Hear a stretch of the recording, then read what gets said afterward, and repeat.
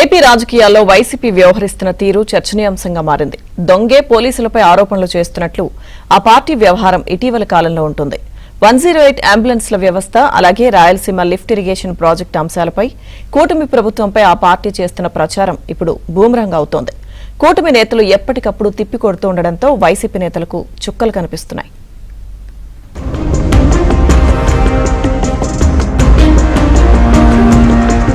AP ప్రభుత్వంపై నిత్యం కుట్రలు చేయడమే వైసీపీకి అలవాటుగా మారింది.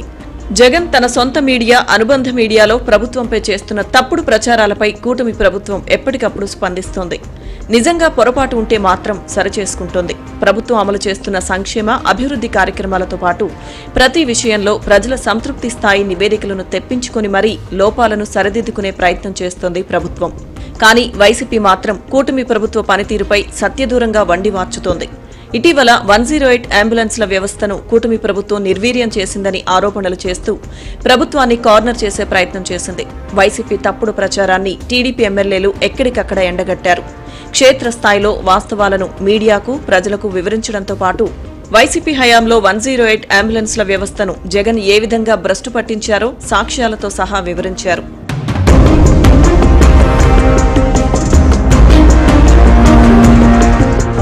ఇక రాయలసీమ లిఫ్ట్ ఇరిగేషన్ విషయంలో తెలంగాణ సీఎం రేవంత్ రెడ్డి వ్యాఖ్యలను ఆధారం చేసుకుని వైసీపీ కట్టుకథ అల్లిందని రాజకీయ వర్గాలంటున్నాయి. రాయలసీమ లిఫ్ట్ ఇరిగేషన్ మూలన పడింది వైసీపీ ప్రభుత్వంలో అని కూటమి ప్రభుత్వం తేల్చి చెబుతోంది. పర్యావరణ అనుమతులు లేకపోవడంతో వెంటనే ప్రాజెక్టును నిలిపివేయాలని 2024లో ఎన్జీటీ స్పష్టం చేసింది. అయితే ఇంత జరిగిన తర్వాత అప్పట్లో జగన్ సర్కార్ ఎలాంటి కౌంటర్లు దాఖలు చేయలేదు.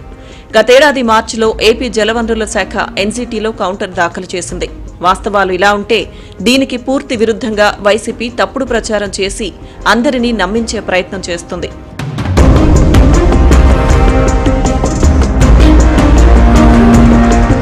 పీపీపీ విధానంలో మెడికల్ కాలేజీల నిర్మాణం చేపట్టాలన్న ప్రభుత్వ విధానాన్ని తప్పుబట్టి ఏదో విధంగా లబ్ధి పొందాలని వైసీపీ ప్రయత్నించింది. పీపీపీ విధానంపై పార్లమెంట్ స్టాండింగ్ కమిటీ ఇచ్చిన సిఫార్సులపై వైసీపీ ఎంపీ గురుమూర్తి సంతకం పెట్టారు. ఓవైపు పీపీపీ విధానంపై పోరాడుతున్నామని వైసీపీ చెప్పిన అంశం బూటకమని తేలిపోయింది. పైగా మెడికల్ కాలేజీల అంశంపై కేంద్ర మంత్రి జేపీ నడ్డా లేఖ రాయడంపై వైసీపీ నేతలు జీర్ణించుకోలేకపోయారు.